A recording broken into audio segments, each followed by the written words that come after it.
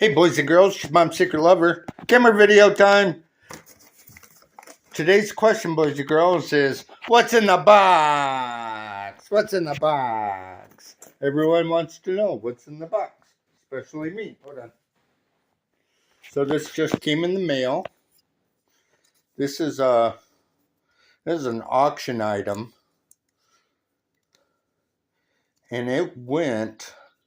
Let's just say I paid more for shipping than I did on the actual auction lot itself. There's the one. There's the one item. There's the two items. Here's some paperwork. We're going to hold off on that.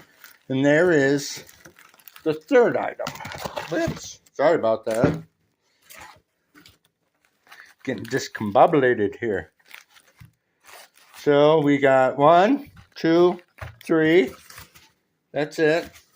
Packaging was... I've seen worse.